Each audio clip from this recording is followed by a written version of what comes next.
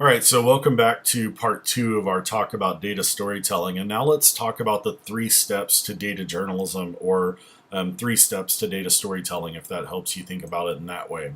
The first step is you have to gather the data, you've got to get the information somehow. So if you're looking to just start working with data sets, the census is always a great place to go because there's all kinds of data there and you just have to know what you're searching for and find it. Of course, this is public information that we could then go out and do. So if I went and was going to look at school finance, I could go to the census here and select the annual survey of school system finance, and then I look just for secondary schools, so middle schools and high schools just in New Hampshire. All right, so this is a very random search. I just kind of went to find something. When I hit next, it's going to then give me the data set. So now here you can look at, I've got this whole list of something. I don't know quite what it is yet, though. I've got to make sense of the data next. But I have now obtained that data in one way or another. So there are lots of places to download data. You might be able to even get your own data, like I mentioned, from Twitter or something like that. So this is the type of things you would be thinking about in terms of looking for data.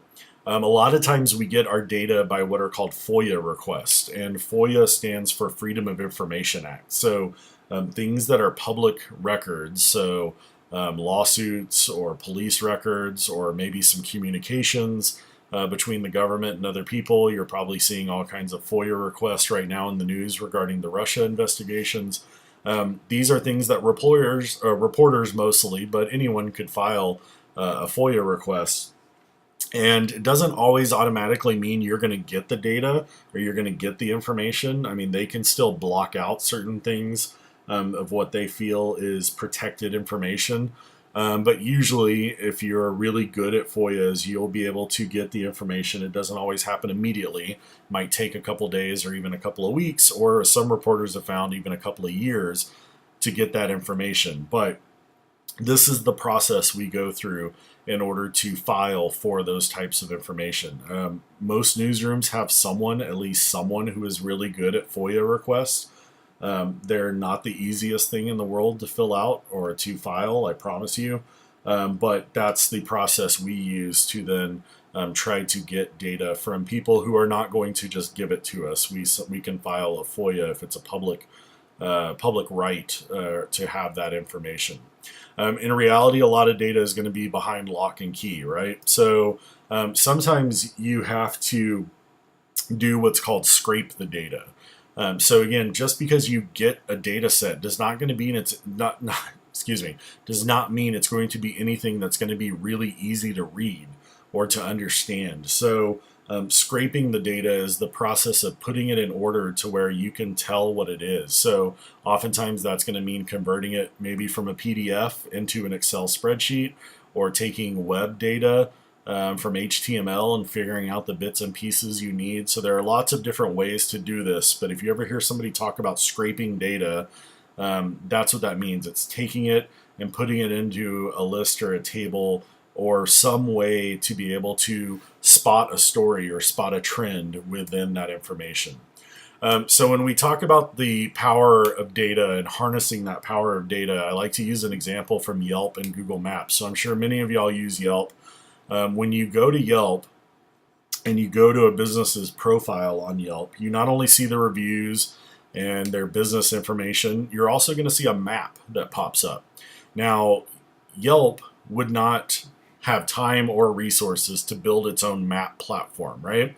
So what it does is it uses Google Maps, and that's because Google Maps makes its API available. API stands for Application Program Interface.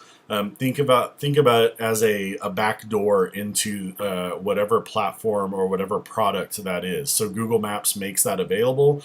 Therefore, someone like Yelp can pull in that API and then bring in Google Maps functionality into Yelp and use that as part of its process. So again, this is allowing different apps to communicate with each other and function together. So Twitter oftentimes will release its API, and it's oftentimes known as the Twitter fire hose because you're going to get way more data than you would ever want. Facebook releases its API to developers. So this is a common practice to do this. So again, if you ever hear the term API, that's what that means. We also have other ways of collecting data by sensors. So this is an example of an Arduino, which it might look big because of the screen, but really these Arduinos are about the size of a postage stamp. They're really, really small sensors. And journalists have found, and storytellers in general, have found some really good uses for these. So for instance, WNYC in New York City tracks the cicadas as they're moving to or migrating back up to New York. And they do this by watching the soil temperatures. They're watching temperatures and soil temperatures. So they have these sensors all the way along the East Coast. And once the soil is reaching a certain temperature, they know that that means the cicadas are going to start moving up to colder weather or up to warmer weather. So, this is a good way to know of when those things are going to be making it there. Just one of the examples of doing that. So the first step is to gather the data. The second step is to then understand the data. So here's an example of kind of a confusing data set. This is called Making Mountains Out of Molehills. And this is media coverage that has caused kind of outrages or fears amongst the public. So while it might look kind of confusing on the surface here, let's break this down and actually look to see what these things are talking about. So let's start first with this one, which was 2014, 2015. Huge amount of media inflamed fears here in terms of the number of mentions in the media. So you can stop and think about what this might be. It was actually the Ebola epidemic. So if you remember just a couple years ago, Ebola was leading newscasts around the country every single day. Likewise, back in 2009 and leading into 2010, we had a huge spike in media coverage for one particular thing, and that was the swine flu. So you probably, you might be a little too young to remember that, but you probably do.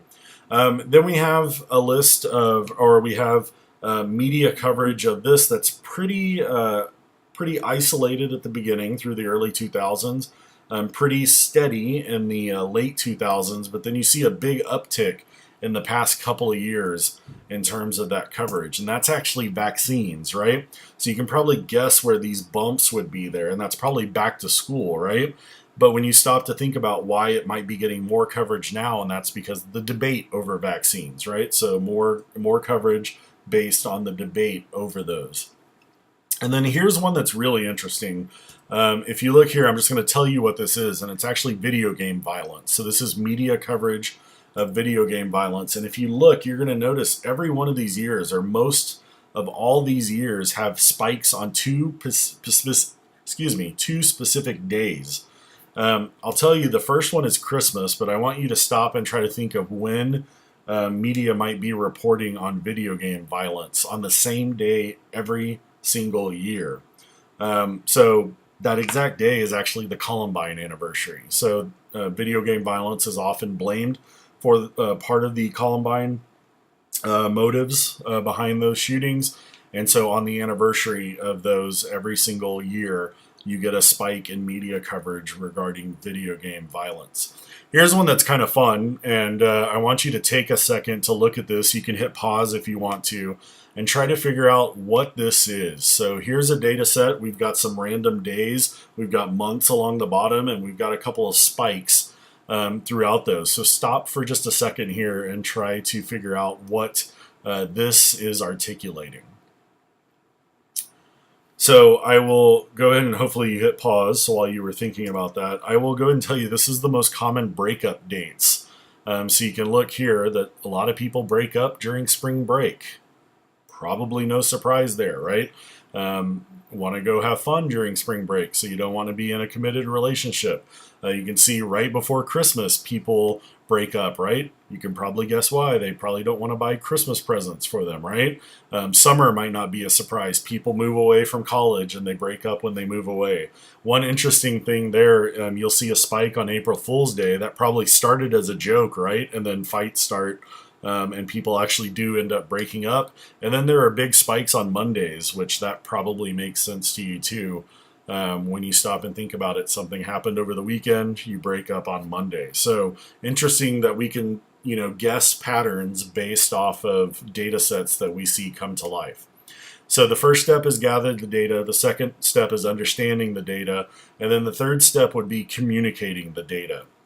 So here's an example that graphics used to show data or tell data stories do not have to be super, elaborate, or, you have to have all these skills to create these data visualizations. Here's two simple boxes, all right? I will tell you the outside box, the darker orange, is all the all the meat consumption in the world. This lighter shade of orange is chicken consumption. So you could look at these two boxes and see that of all the meat consumption in the world, we eat a majority of chicken. Okay, a majority of that is chicken. So everything else would be a percentage of that darker orange perimeter around that. Likewise, here's two other really simple boxes also related to chickens. This kind of tan box is the number of people in the world, and that orange box is the number of chickens in the world. So again, just want to show you that you don't have to have these like insane design skills to be able to tell stories with data. You can also do simple graphics like this that also get the point across. Here was one that went viral during last year's election. You probably saw this on social media if you were following political accounts. This would be the Democratic nominees for presidents over the years. So you can tell it was a bunch of white guys up until Obama, and then Hillary came along, right? So again, is this earth-shattering? No, but it's another way to tell a story. This is telling a history of the Democratic Party and its presidential nominees. So why should you consider data storytelling? There are a couple different reasons why. One is just simply depth. A lot of times these data stories can go much more in depth than you could either in a written story or in a video story. So the data help tell the story, and the data also helps provide that depth of coverage that you wouldn't otherwise get. Second is customization. Consumers can then go in and they can find their own stories in the data. So just think about that, the salary database that Texas Tribune did. I might be interested in Texas state salaries, but someone up the road in Austin might be more interested in UT salaries, right? We can customize that story to however we want it by our own usage of the data set. And finally, these stories oftentimes have a really long shelf life. So again, I'll use the government salaries database as an example. This has been on Texas Tribune's website for about 10 years, and it's always one of the most popular pages that they have, because people go here and then they end up spending a long time. They start going down the rabbit hole of looking through different places where people work and how much people make there, and then different jobs and things like that. It's always something that people might want to do. Plus, if you're trying to become a public employee, you can get a pretty good idea of what you might be making there without having to ask that during a job interview. So another resource for it to have there. Really, what I want you to take out of this is that every story can have a data angle to it. Like we've mentioned, we collect data on so many things now, so it really doesn't matter what you're working on. There is probably going to be a data angle to it. Now, whether that data angle is going to add anything to the story is a completely other problem or situation to think about. But if you choose to have a data angle, you can probably have it with just about any story that you are looking into. So hope you enjoyed the talk. There will be questions from this on the final exam, so hope you stuck with it, and have a great weekend.